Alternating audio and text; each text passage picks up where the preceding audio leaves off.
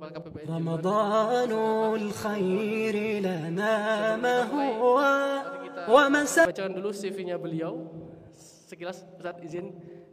Yang pertama, beliau nama lengkapnya Syafiq Riza bin Hasan bin Abdul Qadir bin Salim Basalamah. Tempat lahirnya di Jember. Tahun lahirnya di 1977. Kemudian beliau merampungkan S1 Fakultas Dakwah dan Usuluddin di Universitas Islam Madinah pada tahun 2003 dengan status cum laude. Kemudian S2 jurusan dakwah Fakultas Dakwah dan Usuluddin Universitas Islam Madinah selesai pada tahun 2007 dengan cum laude juga. Selanjutnya S3 jurusan dakwah Fakultas Dakwah dan Usuluddin Universitas Islam Madinah tamat tahun 2013. Dan tema yang kita ambil pada siang hari ini adalah integritas dalam bingkai keimanan. Seperti halnya nilai-nilai Kementerian Keuangan, yang pertama adalah integritas. Maka kita akan membahasnya dengan lebih mendetail dengan narasumber kita Ustaz Syafiq Riza Basalamah dalam rangka untuk mempersingkat waktu, efisiensi waktu pelaksanaan. Untuk materi bisa disampaikan sekarang, Ustaz. Tafadhol.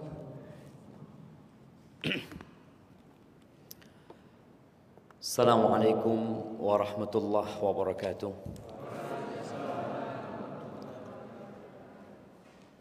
Alhamdulillah alladzi bi ni'matihi tatimmu shalihat. Segala puji bagi Allah Jalla Jalaluh yang karena nikmatnya kebaikan-kebaikan menjadi sempurna, yang karena rahmatnya kita pun sampai hari ini masih bisa puasa.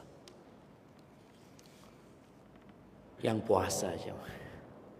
Allahumma salli wa sallim ala abdika wa rasulika sayyidina wa maulana Muhammadin wa ala alihi wa ashabihi ajma'in. Ya Allah, semoga salawat dan salam, berkah dan nikmat senantiasa Engkau curahkan untuk hamba kekasih-Mu, untuk baginda Nabi kita Muhammad alaihi salatu wassalam, untuk keluarga beliau, untuk istri-istri beliau, untuk putra-putri beliau, dan untuk seluruh sahabat Nabi. Semoga Allah meridhai kita bersama mereka. Amma ba'd. Kita puasa jemaah, tapi belum tentu puasa kita diterima. Padahal kita sudah menjaga dari semua pembatal puasa. Namun ternyata ada hakikat puasa yang kita tidak kerjakan sebenarnya. Jadi bicara integritas dalam bingkai keimanan ini, kalau kita sukses dalam puasa ini, insya Allah Muslim itu jadi lebih baik. Nabi alaihi salatu wasallam mengatakan, rubba sa'imin hadzuhu min siyamihil ju' wal atash. Banyak orang yang puasa hanya dapat lapar dan haus. Banyak. Itu ucapan Nabi alaihi salatu wassalam 1444 tahun yang lalu. Bagaimana dengan kondisi di zaman sekarang, yang kita semakin jauh dari nilai-nilai agama? Kebanyakan kita hanya tahu Quran covernya, sholat hanya gerakan yang dia lakukan, puasa pun hanya menahan diri dari lapar dan haus. Padahal kita tahu bahwasanya makan dan minum itu halal. Bahkan menghubungin istri itu berpahala. Tapi di bulan Ramadan itu dilarang. Ini sebagai pelatihan bagaimana seorang muslim jadi jujur sama dirinya sendiri, tanpa ada yang mengawasi. Dia meninggalkan makan dan minum padahal tidak ada yang bersama dia di kamar atau di kantor. Istrinya yang halal buat dia kadang-kala keluar masuk di kamar, dia abaikan karena dia sedang berpuasa. Apabila yang halal dia tinggalkan, mungkinkah orang ini kemudian melakukan yang haram? Mungkinkah dia makan haknya orang lain? Haknya dia sendiri dia tidak makan. Mungkinkah dia menyentuh wanita yang tidak halal bagi dia?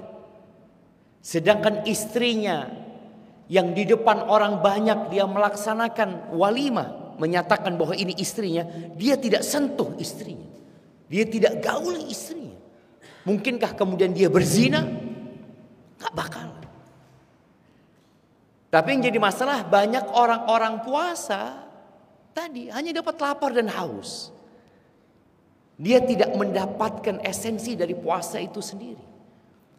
Makanya sebagian ulama ketika membagi puasa itu jadi 3. Allah mengatakan ya ayyuhalladzina amanu. Ini kalau bicara bingkai keimanan yang dipanggil yang beriman. Wahai orang-orang beriman, kutiba alaikumusiyam. Diwajibkan atas kalian berpuasa. Kama kutiba alal ladzina min qablikum, sebagaimana diwajibkan atas orang-orang sebelum kalian. Apa tujuannya? Supaya kalian sehat. Supaya kalian jadi jauh dari penyakit. Supaya badannya tambah bagus, bukan. La'allakum tattaqun. Agar kalian menjadi orang yang bertakwa. Siapa sih orang yang bertakwa? Yang menjalankan perintah, yang menjauhi larangan. Jadi orang yang hidup beraturan, ikut dengan aturan yang ada, itu orang bertakwa. Tentunya aturan Allah Subhanahu wa taala. Ketika dibagi menjadi 3 orang yang puasa, ada yang disebut katanya saumul umum. Puasanya keumuman manusia. Dia hanya menjaga dari pembatal puasa, hanya itu saja. Dia hanya menggugurkan kewajiban. Biasanya orang seperti ini puasanya itu karena ikut-ikutan. Kan kita kebanyakan memang lahir Islam. Sebagian orang itu puasa karena ndak enak sama tonggoni. Mosok ndak poso, wis gede ndak poso, wis tuwek ndak poso. Malu dia. Bukan karena iman. Yang seperti ini biasanya nggak lama puasanya itu, 10 hari, 15 hari. Ana tadi jalan dari jalan Kalimantan nggak salah, atau Sumatera, itu warung rame ya, kita lihat. Kok rame sih? Apa wis rioyoan wong sih? Ya kita husnudzon, mungkin mereka orang-orang yang uzur ya. Kalau perempuan mungkin datang bulan, kalau laki-laki mungkin sakit ya. Sakit hatinya kadang-kala jamaah, bukan sakit badannya. Nah, biasanya orang yang umum ini berhenti di tengah jalan. Atau ada yang bertahan sampai terakhir. Yang kedua, puasa khusus. Ini berkaitan dengan integritas seorang muslim. Yang pertama dia lakukan, yang kedua dia menjaga raganya dari semua dosa. Di bulan Ramadan dia lebih menjaga matanya dari yang haram. Sekarang orang hidup dengan handphonenya. Dia takut melakukan yang haram, memandang yang haram. Mendengarkan yang haram dia tidak akan lakukan. Menyentuh yang haram dia tidak akan lakukan. Jadi raganya ikut berpuasa dari yang haram. Ini tingkatan yang kedua cuma. Jadi masih fisik. Kelihatan orang ini Masya Allah orang bertakwa dia. Kerjanya baca Quran ya Masya Allah. Sholat malam terus dia sholat malam. Ada puasanya yang disebut khususul khusus. Orang yang spesial, yang istimewa ini. Jiwanya ikut berpuasa. Dari apa? Dari ambisi-ambisi duniawi. Dari pemikiran-pemikiran harta, tahta, wanita. Dia hilangkan semua itu. Dia hanya menggantungkan hatinya sama Allah Azza wa Jalla. Dan yang khusus ini ada satu waktu dia benar-benar dengan fisiknya memisahkan diri dari dunia. Iktikaf, antum lihat. Dia berpisah dari dunia dia sama sekali. Dia masuk ke rumah Allah, dia tinggalkan rumahnya. Mungkin sebagian orang akan berpikir, Ustaz, Islam ini kan mengajarkan keseimbangan ya antara dunia dan akhirat. Iya, iktikaf itu cuma 10 hari ya, cuma 10 hari. Antum cari dunia berapa ratus hari. Jadi kalau mempermasalahkan iktikaf, kalau bicara seimbang berarti separuh-separuh. Ini enggak. Cuma 10 hari. Tubuhnya dipisahkan dari semua kesibukan dunia. Kemudian dia hadir bukan di rumah kawannya. Bukan di sekolah tempat pelatihan. Enggak. Bukan di pondok tapi di rumah Allah Azza wa Jalla. Di situ dia tidur. Dan waktunya lebih banyak dia habiskan untuk mengabdi kepada Allah Azza wa Jalla. Ahibati fillah. Bicara integritas ini kalimat yang semu sebenarnya ya. Tapi mungkin lawannya itu munafik. Lawan dari orang yang ya berintegritas itu munafik. Dan orang munafik ini jauh dari bingkai keimanan. Dia pura-pura beriman. Di majelis Nabi SAW itu ada orang munafik. Hadir. Jadi makmumnya Nabi SAW. Nabi berceramah. Menyampaikan kepada mereka. Mereka ikut berperang juga kadang-kala. Ikut berjihad. Mereka ikut berangkat haji. Mereka ikut berangkat umroh sama Nabi SAW. Tapi mereka punya ciri-ciri yang menunjukkan mereka orang-orang munafik. Kata Rasul SAW, ayatul munafik 3. Tanda-tanda kemunafikan itu 3. Yang pertama, idza haddatsa kadzab. Kalau bicara dusta. Itu yang pertama. Dan kedustaan sekarang itu terekam, jemaah. Kedustaan orang sekarang itu bisa direkam. Kemarin ngomong iya, sekarang enggak. Dikatakan loh, ini loh rekamannya. Oh. Sehingga orang bisa ngecek dirinya munafik banget. Wa idza wa'ada akhlaf. Dan kalau berjanji, dia ingkar janji. Berapa banyak janji-janji palsu yang dilakukan oleh, ya kalau kita bicara di tempat ini, oleh pejabat-pejabat publik. Yang ketiga, wa idza tumina khan. Kalau dikasih amanat berkhianat. 100 lebih, 130 atau berapa ya, Anda membaca kepala daerah, baik itu bupati, baik itu gubernur, yang mendekam di penjara. Kalau bicara ini kepala daerah, bagaimana rakyatnya? Karena ini gambaran rakyat, yang milih dia nih rakyatnya gitu. Jadi tanda-tanda kemunafikan itu sangat jelas sekali. Ketika Ana di Jakarta di bandara ketemu sama salah satu kawan. Dia berkata, Ustadz, Ana ini sekarang kerja di salah satu kementerian, Ustadz, kata dia. Sebelumnya Ana kerja di Singapura.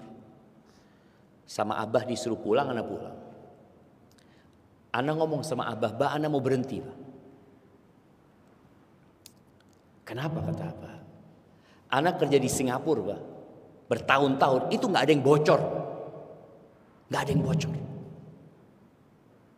Ana kerja sama non-muslim, Bah, yang gak beriman.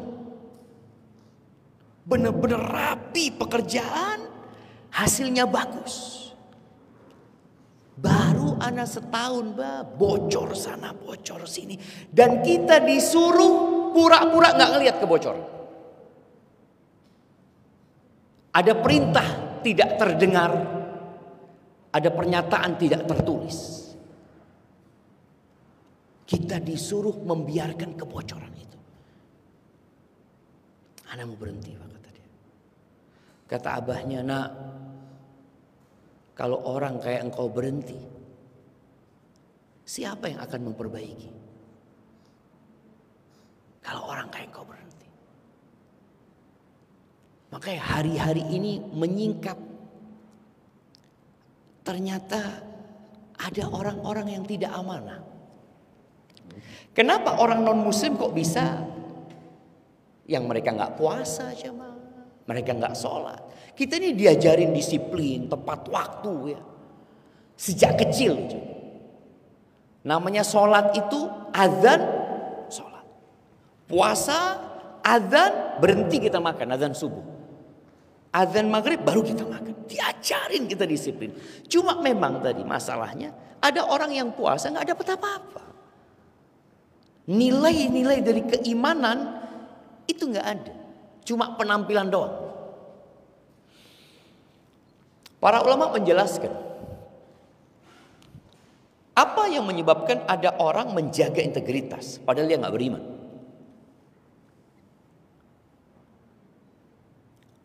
Apa penyebabnya?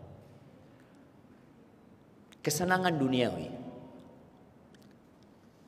Dia ingin jabatan, dia ingin sanjungan dari manusia, dia ingin popularitas, dia lakukan itu. Dia tidak ingin kehidupan akhirat karena dia nggak beriman jemaah dengan kehidupan akhirat itu. Yang dia cari dunia. Pada tahun ke-13 kenabian itu Rasulullah SAW hijrah menuju ke kota Madinah. Beliau itu menggaji penunjuk jalan musyrik, orang kafir. Namanya Abdullah bin Uraiqid. Dan dia tidak membocorkan hijrahnya Nabi SAW. Padahal nggak beriman. Kenapa? Ya karena orang-orang Arab dulu itu nggak mau disebut pengkhianat, nggak mau. Nggak mau disebut pendusta, nggak mau. Malu dia jemaah. Bukan hanya dia yang malu, istrinya bakal malu, anaknya bakal malu, satu kabilah bakal malu. Mereka nggak beriman, tapi mereka punya rasa malu jemaah. Itu yang menyebabkan orang bisa kerja amanah, walaupun nggak beriman. Sampai ketika Abu Sufyan ini ditanya sama Herakles. Ketika dia berdagang ke Syam, Herakles bertanya beberapa pertanyaan kepada Abu Sufyan. Ketika dia bertanya kepada Abu Sufyan, di belakang Abu Sufyan itu stafnya Abu Sufyan, pedagang-pedagang dari Quraisy yang ikut Abu Sufyan. Kata Herakles, kalau orang ini jujur, kalian katakan jujur. Kalau dia bohong, kalian bohong. Katakan dia berbohong. Gak berani Abu Sufyan bohong. Takut. Ini orang musyrik. Takut nanti apa kata orang Abu Sufyan ternyata bohong. Gitu. Maka semua pertanyaan dijawab dengan jujur. Padahal ini musuh bebuyutannya. Nabi Muhammad SAW pada waktu itu masih musuh bebuyutan Abu Sufyan. Subhanallah, kita lihat ini. Integritas orang non muslim. Istrinya Abu Sufyan, Hind binti Utbah, ketika dia masuk Islamnya itu tahun ke-8 Hijriah. Wanita ini dibaiat tanpa bersentuhan tangan dengan Nabi Muhammad SAW. Jemaah, Nabi SAW tidak pernah menyentuh tangan wanita yang bukan mahram. Beliau Nabi SAW dibaiat dengan lisan. Di antara isi baiat itu, Allah taznina. Kalian masuk Islam dan kalian berpegang teguh tidak boleh berzina. Tidak boleh berzina. Ketika omongan itu disebutkan sama Nabi SAW, Hind ini heran. Dia bertanya, awal taznil hurrah, apakah ada wanita merdeka yang berzina? Bayangin, dia baru masuk Islam, nggak dalam bayangan dia ada wanita merdeka berzina. Pada waktu itu yang berzina itu wanita-wanita rendahan yang berzina, yang makan dengan kemaluan, budak-budak melakukan itu. Maka dia ketika diminta perjanjian untuk tidak berzina, dia heran. Masa orang kayak aku diminta berjanji untuk tidak berzina? Karena tidak ada dalam benak dia untuk berzina, nggak ada. Ini non muslim. Bercerita dia sebelum Islam dia nggak ada gitu loh. Bagaimana kondisi sekarang? Ketika ada yang mengaku beriman, tadi kita bicara puasa, istrinya tidak disentuh. Niwat dia sentuh. Mungkinkah dia menyentuh yang bukan mahramnya? Banyak pelajaran dari puasa yang kita cuma nggak ambil gitu. Ahibati fillah. Jadi itu tujuan mereka menjaga amanah dalam bekerja. Mereka ingin dunia, mereka ingin jabatan. Tapi muslim apa tujuannya bekerja? Dua putrinya Syuaib ketika hendak mempekerjakan Nabi Musa, dia mengatakan kepada bapaknya, ya abati istajirhu, bapak jadikan orang ini pekerja. Kenapa kok disuruh jadi pekerja? Inna khaira man istajarta al-qawiyul amin. Sebaik-baiknya orang yang dipekerjakan itu yang punya dua kriteria, kuat dan amanah. Yang pertama bicara kredibilitas, yang kedua integritas. Kuat, dia punya ilmunya, mampu melakukan pekerjaan itu. Yang kedua amanah. Nggak ada gunanya orang pintar aja kalau nggak amanah. Nggak jadi manfaat orang yang amanah kalau dia nggak pintar. Orang ini bagus tapi kerjanya, ya dia amanah cuma nggak pintar kerjanya. Dua kriteria tersebut. Dan subhanallah, Nabi Muhammad SAW ketika datang dua orang kepada beliau, dia minta dijadikan pegawai. Apalah ya Rasulullah, ala tasta'miluna, kenapa kau nggak jadikan kami pegawai? Apalah ngumpulin zakat kek, mungkin jadi gubernur, jadi kepala desa, di mana lah. Dia minta itu jemaah kepada Nabi SAW. Ini bicara kenapa muncul orang-orang yang kemudian nggak amanah? Karena dia punya ambisi yang nggak benar dalam bekerja. Ini kalau kita bicara muslim. Ketika orang ini minta pekerjaan sama Nabi SAW, maka Nabi SAW mengatakan, Inna la nu'tihi man sa'alah. Kami enggak berikan kepada orang yang memintanya, dan tidak pula kepada orang yang berambisi untuk mendapatkan. Enggak dikasih.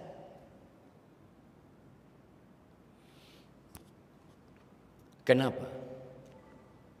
Orang kalau sudah berambisi, maka agama akan rusak. Yang merusak agama orang itu dua, kata Nabi SAW. Al-hirsu alal mali wasyaraf. Ambisi mendapatkan harta dan ambisi jabatan. Rusak agamanya orang. Mau ustadz, mau kiai.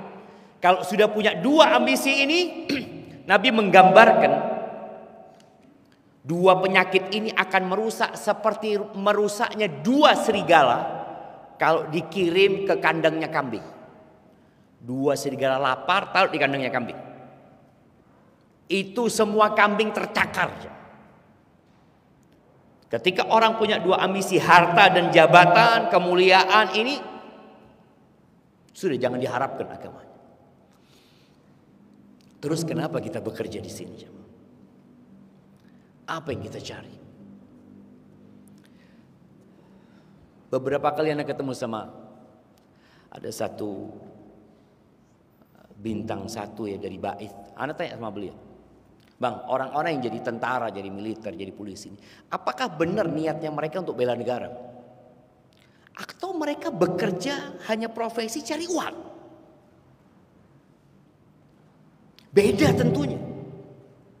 Ketika orang punya niat untuk berkhidmat kepada negaranya, kepada bangsanya, dengan orang yang bekerja dalam mereka berkhidmat kepada dirinya, yang ada dalam pikiran dia ana, berbeda. Hasilnya nanti akan bicara integritas saja. Orang yang berpikir dia bermasuk menjadi tentara, jadi ASN, jadi polisi, untuk dirinya itu sudah dia hanya memikirkan ana tok yang ada dalam pikiran dia. Bagaimana aku punya ini, bagaimana aku punya ini, bagaimana aku punya ini. Maka kalau kita lihat beberapa waktu, ya, pejabat-pejabat negara yang istrinya menampilkan kemewahan ini semua, ini menjadi sebuah bukti memang ada salah niat ketika bekerja. Oke, kita butuh biaya hidup jemaah, kita butuh uang. Nah, tapi ketahuilah bahwasanya semua yang kita dapatkan dari harta kita akan tinggalkan semuanya. Nabi SAW mengatakan yadba'ul mayyit thalath. Kalau orang mati itu yang ikut 3 orang atau tiga macam yang ikut dia. Keluarganya ikut mengantarkan, hartanya ikut mengantarkan, amalnya ikut mengantarkan. Yarjiul itsnan. Bayangin, harta yang dia kumpulkan pulang ke rumahnya, anaknya sibuk memikirkan warisan bapaknya, menikmati hasil kerja bapaknya, keluarganya kalau itu istri mungkin dia akan dinikahin sama orang lain. Ini orang sendirian di kuburnya dengan amalnya saja. Maka kalau bekerja hanya sekedar untuk harta ditinggal. Apa nggak bisa bekerja niatkan aku untuk mengabdi kepada Allah. Aku ingin memberikan manfaat kepada negeri ini. Bukan hanya memikirkan diri sendiri. Maka kita perlu bicara niat sekarang. Kalau bicara integritas, niatnya apa bekerja? Ada yang niatnya dunia, dia akan jadi orang jujur, baik, tapi dia kepingin naik pangkat aja. Nanti kepingin naik pangkat lagi, terus terakhir dia cari dunia. Innamal a'malu binniyat. Amalan itu tergantung niatnya. Jemaah rahimakumullah, memikul amanah itu berat, nggak mudah. Allah Subhanahu wa taala di surat Al-Ahzab ayat 72 berfirman, Inna aradna al-amanata 'ala samawati wal ardh. Sesungguhnya kami menawarkan amanah ini kepada langit dan bumi. Wal jibal, gunung pun ditawarin amanah. Fa abaina ayyahmilnaha, mereka enggan untuk menerima amanat itu. Wa asfaqna minha, takut mereka dengan amanah itu. Kita rebutan amanah. Rebutan amanah itu. Kenapa? Karena kita tahu ini menghasilkan uang. Ini menghasilkan kenyamanan.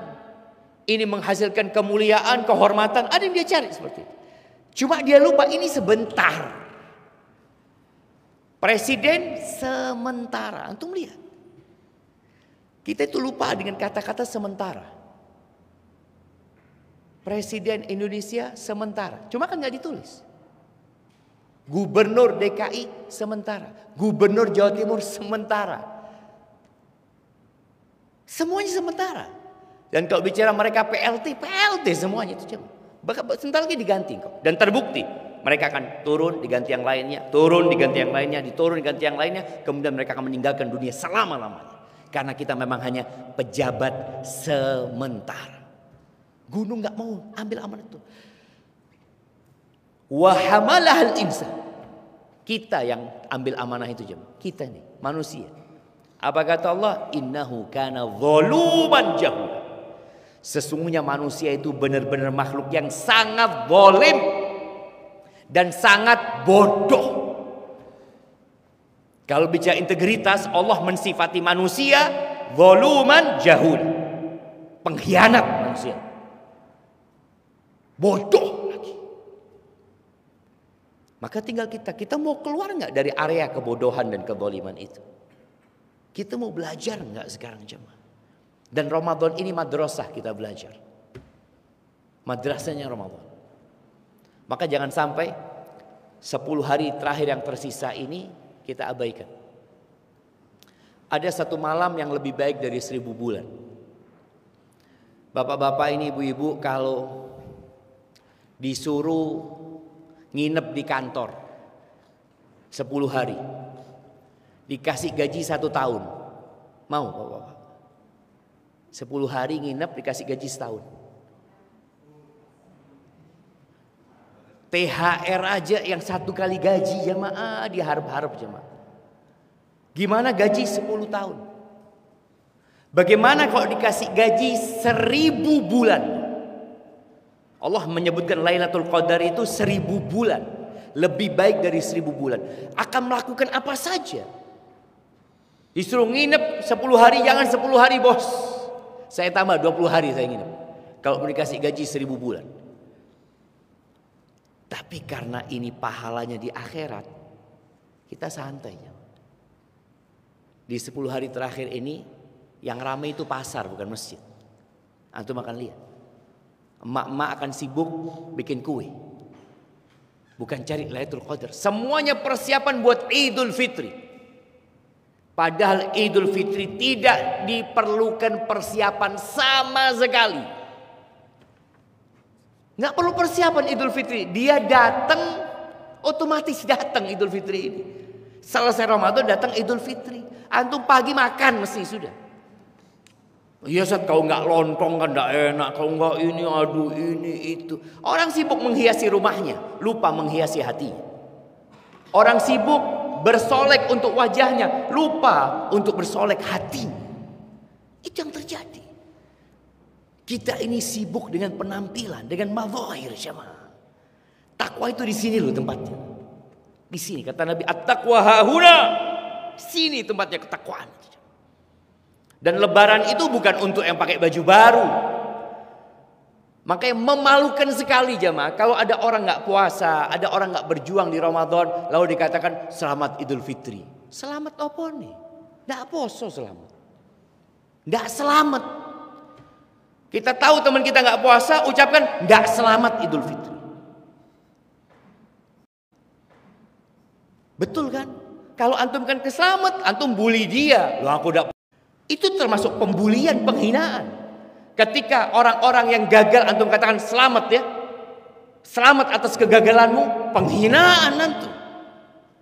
Tapi orang nggak berasa dihinakan ketika selamat ya. Dan itu terjadi di tempat kita. Ucapan Idul Fitri itu apa? Minal aidin wal faizin ya. Yang banyak dikatakan minal aidin wal faizin. Mohon maaf lahir dan batin. Anak ingin meluruskan. Mohon maaf lahir dan batin itu bukan terjemahan minal aidin wal faizin. Bukan. Mohon maaf lahir dan batin ini nggak ada hubungannya sama minal aidin wal faizin. Orang menjadikan Idul Fitri itu sebagai momentum maaf. Punya salah hari ini, malam ini engkau bertobat. Punya salah tadi pagi, siang, hari ini minta maaf. Engkau nunggu Idul Fitri, aku mau minta maaf. Karena difahami memang momentum maaf memaafkan itu Idul Fitri. Gara-gara tulisan itu. Nggak apa-apa kita minta maaf itu mau Idul Fitri mau kapan kita baru ketemu kita katakan minta maaf kalau kita memang merasa punya salah. Artinya minal aidin wal fazin itu doa. Semoga engkau menjadi orang-orang yang kembali al-aidin bisa jadi orang-orang yang kembali kepada Allah. Banyak orang mengatakan kembali fitrah ya. Kembali berbuka minal aidin wal faizin. Faiz itu dari kata fauzan. Kesuksesan, kemenangan. Semoga engkau termasuk orang-orang yang menang. Jadi bukan mohon maaf lahir dan batin. Maka terkadang kita lihat di Jember ini tulisan ya selamat hari raya, nyoon sapora. Jadi yang ada itu pandangan ini minta maaf. Enggak jemaah. Sebulan kita berjuang memperbaiki diri kita untuk menjadi orang-orang yang menang. Nggak apa-apa engkau mau minta maaf sekali lagi, mau minta maaf kapanpun silahkan. Tapi minal aidin wal faizin artinya bukan mohon maaf lahir dan batin. Barakallahu fiik, itu mungkin yang dapat Anda sampaikan. Karena Anda lihat sebagian sudah tidur ya, lihat ya. Mungkin memang ketika datang kajian doanya bismikallahumma amutu wa ahya. Jadi tidur itu ada yang dari Allah, yang dari setan. Tidur yang dari Allah itu tidur ketika perang. Orang tegang bisa tidur itu dari Allah SWT. Tidur yang dari setan itu tidur waktu kajian, waktu sholat ya. Ya silakan kalau ada pertanyaan, monggo, fadhal. Alhamdulillahirabbil alamin, jazakallahu khairan katsiran Ustaz Syafiq atas materi yang luar biasa ini. Kita lanjutkan dengan sesi tanya jawab. Bagaimana Ustaz? Tidak apa-apa? Tafadhal. Oke, siap. Baik, boleh teman-teman bisa langsung saja mengangkat tangan untuk bertanya. Boleh Mas Indra, tafadhal.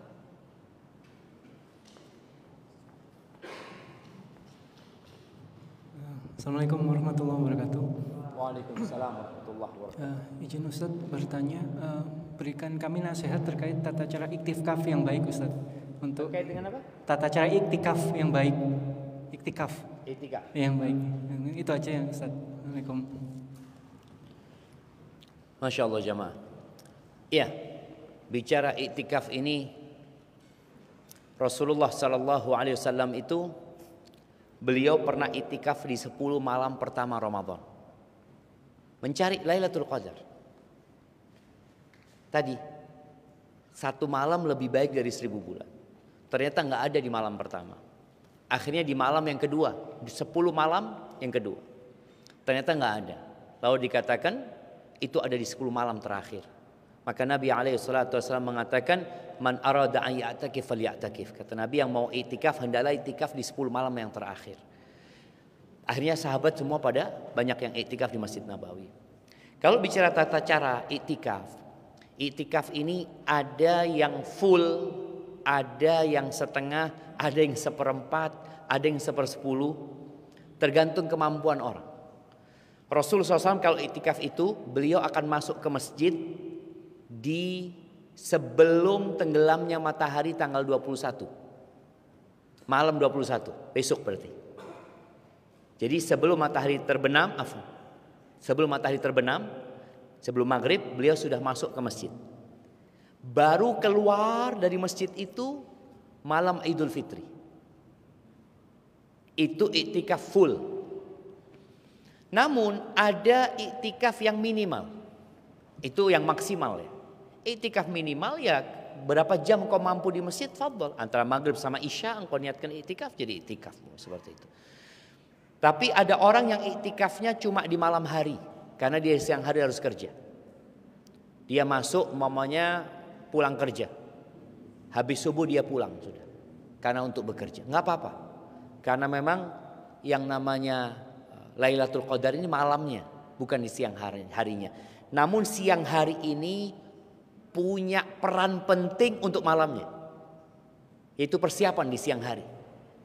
Dia benar-benar nggak mikirin dunia sudah, urusan kerjaan ini itu nanti setelah itu. Sehingga orang yang hatinya bersih itu akan bisa sholat malam kuat jemaah.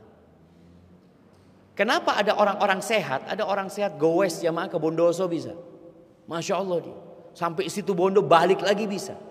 Tapi sholat malam 1 jam sudah kuat jemaah. Sopo imamnya? Dia kadang-kala imamnya yang disalahkan, padahal hatinya yang bermasalah. Jadi siang hari itu tidak keluar dari masjid, memang supaya jaga hati gitu, benar-benar dia fokus ibadah. Kemudian apa yang dilakukan ketika dia iktikaf?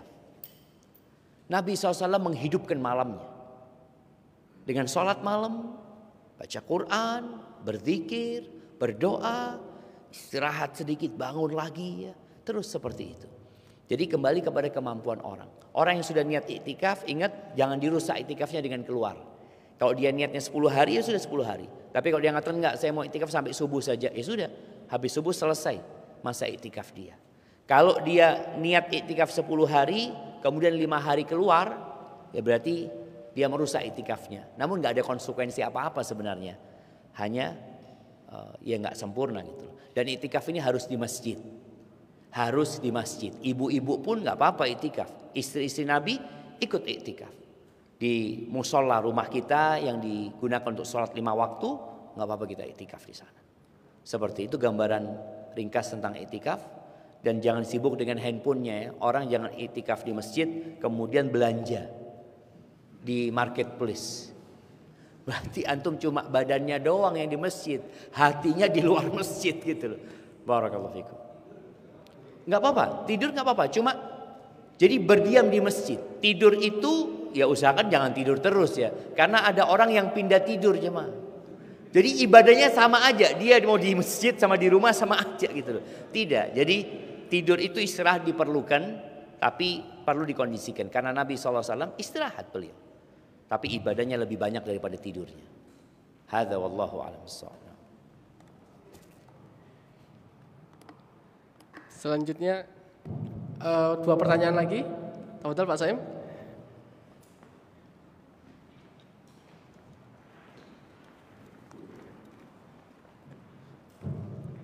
Bismillahirrahmanirrahim. Assalamualaikum warahmatullahi wabarakatuh. Waalaikumsalam warahmatullahi wabarakatuh. Sebelumnya saya ingin menyampaikan Ustadz, kemarin waktu di Masjid Robani saya sempat ketemu Ustadz. Dan alhamdulillah dapat roti Maryam dibagi waktu berbuka. Telat kayaknya waktu itu. Nggak dapat buka. Masya Allah. Ini Ustaz, jadi mengenai agama ini kan untuk semua orang, agama Islam untuk semua orang. Semua orang dalam hal ini adalah mengenai mungkin keilmuannya atau kecerdasannya. Nah terkait kita ini kayaknya sudah lama juga puasa memang, tapi mungkin juga belum mengambil banyak pelajaran dari puasa. Kemudian ada juga orang-orang yang memang belajar agama, tapi ada juga orang yang tidak belajar agama. Nah tentunya orang-orang yang punya ilmu ini tugasnya mungkin adalah untuk membagi ilmunya, bahkan mungkin wajib ya. Nah kalau kira-kira kalau orang seperti saya ini yang memang tidak pernah belajar agama, kemudian orang-orang awam, kemudian orang-orang yang sudah dikasih tahu, sering dikasih tahu juga nggak paham-paham, itu kira-kira sebenarnya tugasnya apa? Nah kemudian juga kalau ada istilah samina wa ta'na itu apakah juga boleh, perlu, atau namanya itiba ya, sekedar ikut-ikutan, atau bahkan taklid gitu Ustaz. Mohon penjelasannya. Terima kasih. Masya Allah. Masya Allah, barakallahu fikum. Iya jemaah, ini pertanyaan yang menarik sekali ya, berkaitan dengan kita yang muslim. Kita punya kewajiban untuk menyampaikan apa yang kita ketahui. Nggak harus jadi ustadz untuk menyampaikan. Anak kemarin membaca surat Al-Ahqaf ya, cerita jin yang masuk Islam. Jin itu dengar Quran sekali nih dengar. Dia dengerin ya. Dia pulang ke kaumnya sudah berdakwah. Mengajak kaumnya itu untuk beriman gitu. Mental ini yang kurang di kita. Kita sudah sering dengarkan kajian ya. Tapi kita banyak membiarkan kemungkaran terjadi di masyarakat. Ada istilah nafsi-nafsi, tidak usah ngurusin wong. Urusanmu, urusanku. Padahal orang Islam itu bersaudara. Ketika kita melihat dia melakukan sebuah kemaksiatan, nggak boleh kita biarkan. Cuma kan masalahnya tadi disebutkan kita sudah kasih tahu tapi nggak mau tahu. Kembali kepada integritas. Seorang muslim yang jujur dia ingin kebaikan buat orang lain, selain dia berdakwah dengan lisannya, ngajak orang ini, dia mendoakan orang itu. Doakan fulan ya Allah, mudah-mudahan dapat hidayah fulan. Fulan ini belum puasa sampai sekarang. Umur sudah 50 tahun ya, sholat enggak. Benarkah kita ingin kebaikan buat orang itu? Itu akan terbukti bahwa kita mendoakan dia khususnya di waktu-waktu mustajab. Kemudian ngasih tahu orang itu bukan hanya ngasih tahu hukum. Banyak orang yang sudah tahu hukum, nggak perlu dikasih tahu hukum dia. Dia tahu ini halal, ini haram ya. dia tahu ini wajib, ini nggak apa-apa, dia tahu hal itu. Tapi yang jadi masalah imannya lemah, hatinya penuh dengan dosa. Bagaimana sekarang membuat hati dia bersih, lembut supaya bisa menerima nasihat. Umar bin Khattab radhiyallahu anhu itu bagaimana dia benci sama Islam gitu. Tapi Nabi mendoakan dia supaya hatinya jadi bersih gitu. Lembut dan masuk Islam akhirnya Umar bin Khattab radhiyallahu taala anhu wa anis sahabat ajma'in. Jadi kita terus berusaha ngasih tahu orang itu, mungkin dengan cara kita mendoakan atau kita ajak dia ziarah kubur ya. Ini termasuk yang melembutkan hati orang itu, ziarah kubur, kita ajak dia membesuk orang sakit. Umpamanya ada orang yang tabrakan yang kakinya diamputasi ya, orang itu bisa ngelihat ya Allah ya. Hatinya jadi takut gitu. Kemudian melihat orang-orang yang terkena bencana itu termasuk bukti kita ingin kebaikan buat dia gitu. Ziarah ke tempat bencana bayang.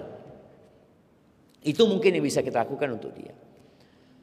Adapun pertanyaan yang kedua tadi, Ana jadi lupa aja.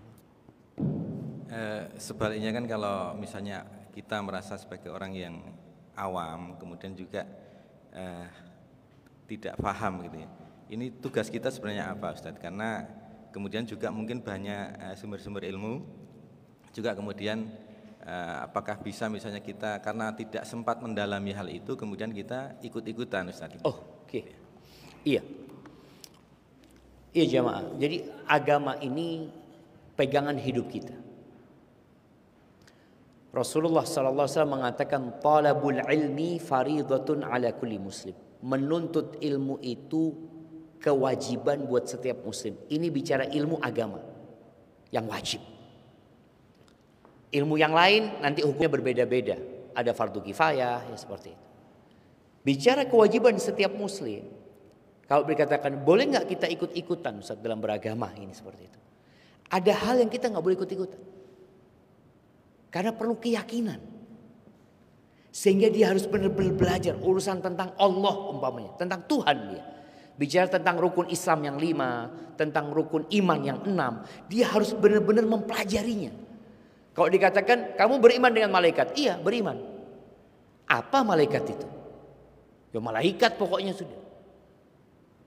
Sekarang banyak ditampilkan di tontonan-tontonan televisi, ada malaikat yang wujudnya seperti peri, ya, yang bersayap. Bas itu. Padahal malaikat tercipta dari cahaya. Dia harus beriman. Malaikat itu ada yang dikasih tugas menurunkan wahyu. Jadi ada hal yang dia harus belajar. Tapi ada hal yang dia perlu bertanya saja. Tanya Ustadz, hukumnya apa ini Ustadz? Haram. Syukran Ustadz. Sudah. Tapi kalau bicara yang urusan dengan keyakinan, yang rukun iman, rukun Islam, dia harus benar-benar mempelajarinya. Dan kita sekarang punya kemudahan untuk belajar. Dulu para sahabat Nabi itu kadang-kala untuk satu hadis mereka dari Madinah berangkat ke Syam 1 bulan. Sekarang dengan handphone kita bisa baca banyak hadis. Sudah dibukukan, Quran sudah dibukukan, terjemahannya sudah ada. Maka hendaklah kita belajar, cari guru, khususkan waktu. Nasihat ana ya buat kita semua, kalau ingin bekal buat akhirat, ya paling tidak sepekan sekali lah kita hadir ke majelis ilmu. Belajar apa? Belajar tafsir umpamanya. Tafsir juz ammah. Belajar sholat kita. Sholat kita ini kira-kira diterima apa enggak sih? Nabi SAW mengatakan ada orang yang sholat selama 60 tahun. Walam tuqbal lahu sholat. Satu pun sholatnya enggak diterima. Satu pun sholatnya enggak diterima. Kita kan merasa sudah baik, sudah benar. Ada yang 60 tahun sholat, satu pun sholatnya enggak diterima. Loh kenapa enggak diterima? Seharusnya kita kan belajar lagi. Jadi bagaimana kita belajar yang sudah kita amalkan ini diterima sama Allah Subhanahu wa taala. Jadi ada hal-hal yang kita boleh taklid, ikut-ikutan, ada hal-hal yang kita harus belajar. Hadza wallahu a'lam bissawab.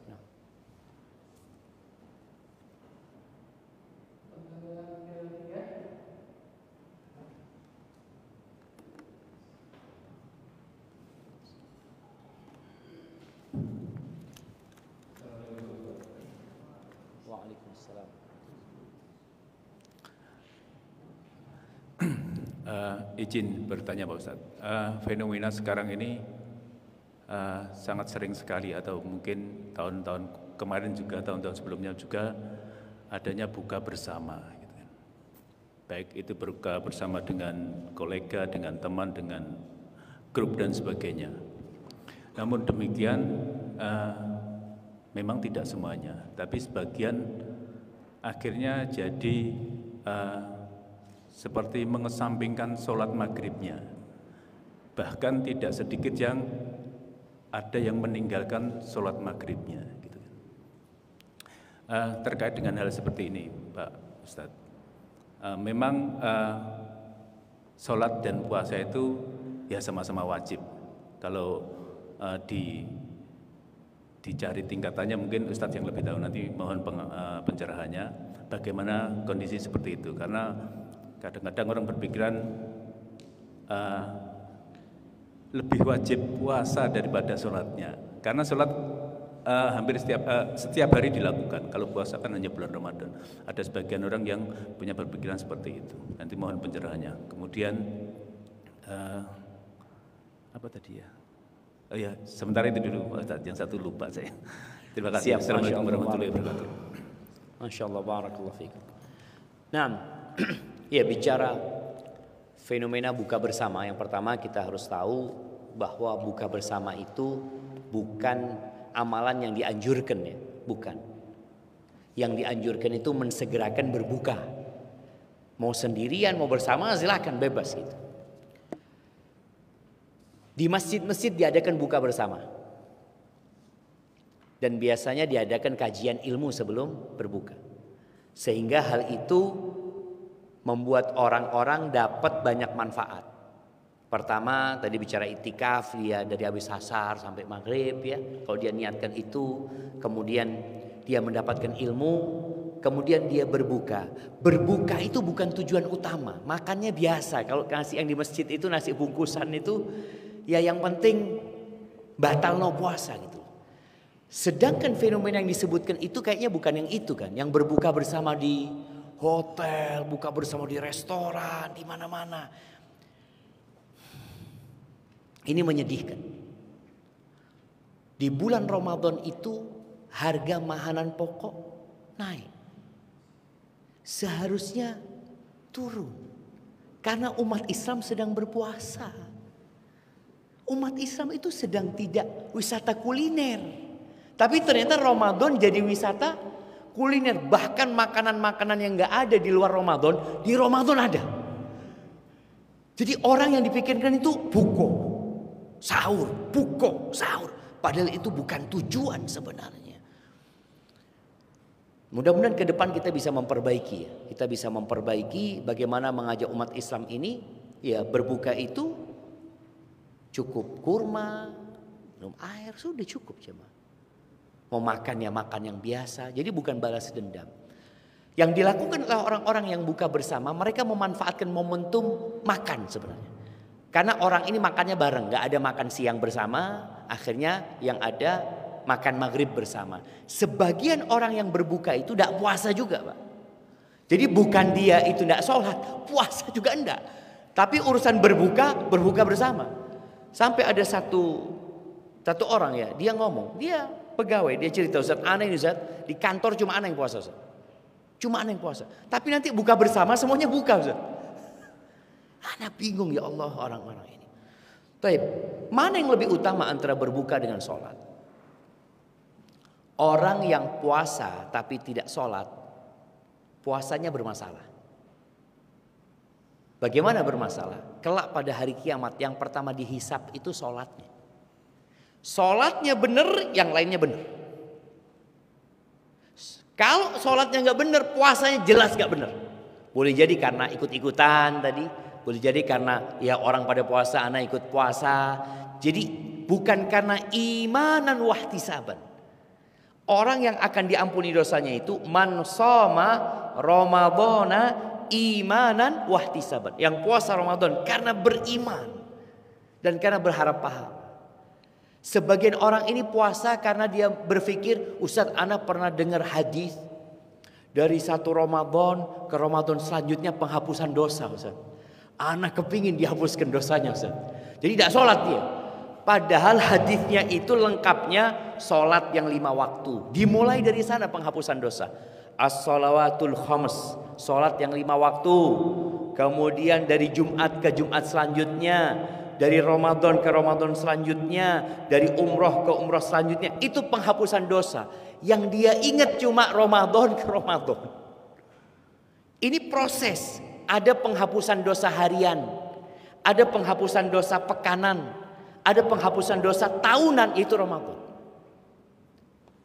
Karena dia nggak paham, akhirnya dia pikir cukup puasa saya tidak sholat, insya Allah dia hapuskan dosanya. Ya harus dikasih tahu mereka ya. Ya masalah iman lagi, apakah dia benar-benar beriman? Kalau dia beriman, dia tahu rukun Islam yang kedua itu sholat sebelum puasa. Orang boleh nggak puasa? Orang boleh nggak puasa? Kalau dia sakit ya, menua sudah nggak puasa. Tapi nggak ada orang nggak boleh nggak sholat. Nggak ada. Antum sudah nggak wajib sholat lagi gitu. Kenapa antum sakit-sakitan? Tetap sholat. Bahkan kewajiban sholat ini kewajiban di medan perang pun tetap mereka melaksanakan sholat. Hadza wallahu a'lam bishawab. Itu mungkin yang bisa Anda sampaikan. Itu pertanyaan terakhir. Ada tambahan lagi? Sekali lagi Ustaz. Izin Ustaz, udah ingat ini. Nah, terkait ini Ustaz. Kita juga pernah beberapa kali mengalami terkait dengan perbedaan waktu Idul Fitri akhir Ramadan. Ada yang kelompok tertentu yang lebih awal, kelompok lainnya yang lebih akhir. Nah, itu sebaiknya seperti apa Pak Ustadz? Karena meninggalkan puasa juga berdosa, puasa di hari raya juga berdosa. Nah, itu yang bagus seperti apa? Terima kasih Pak Ustadz. Nah, jamaah, ini dinamisme agama kita, dinamika agama kita ya. Dimana setiap mau Ramadan rame, mau Idul Fitri rame.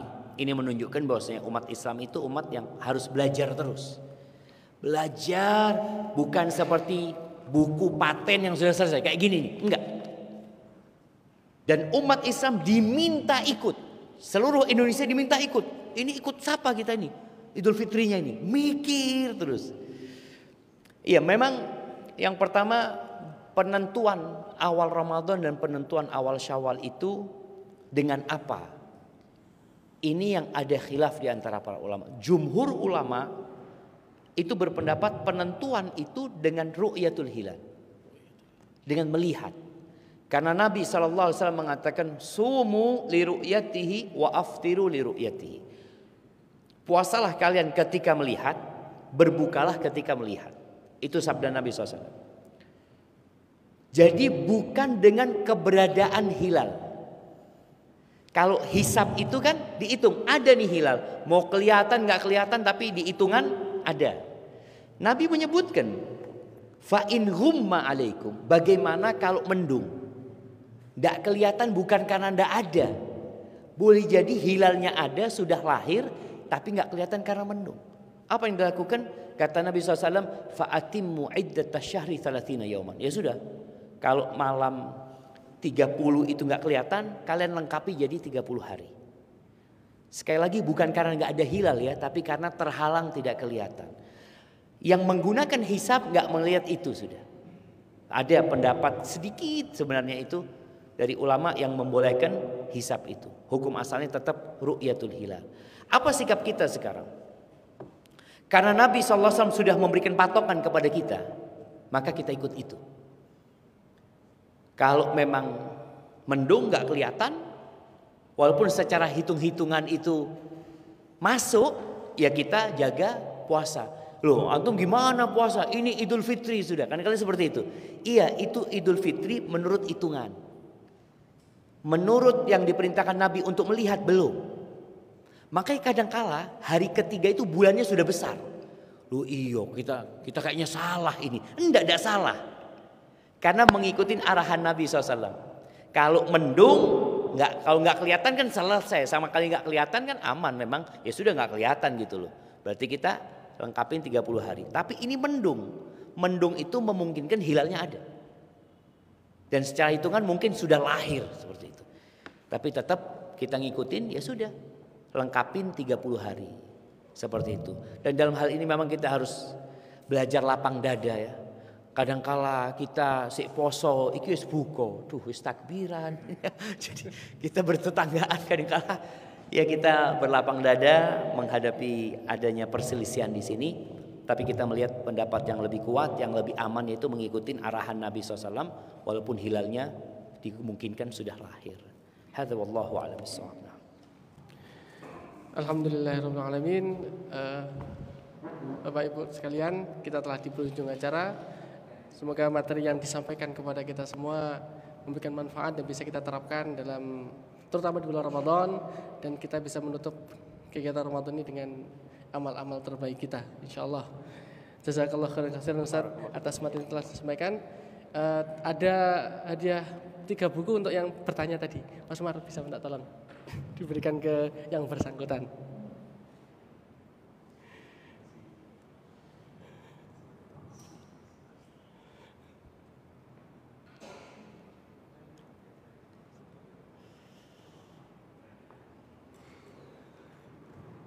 Alhamdulillah, tentu terima kasih kepada panitia yang telah menyelenggarakan acara ini dan juga para hadirin semua. Semoga selamat hingga ke tujuan masing-masing. Kita tutup dengan doa kafaratul majelis. Subhanakallahumma bihamdika asyhadu an la ilaha illa anta astaghfiruka wa atubu ilaik. Mohon maaf jika ada kesalahan. Wassalamualaikum warahmatullahi wabarakatuh.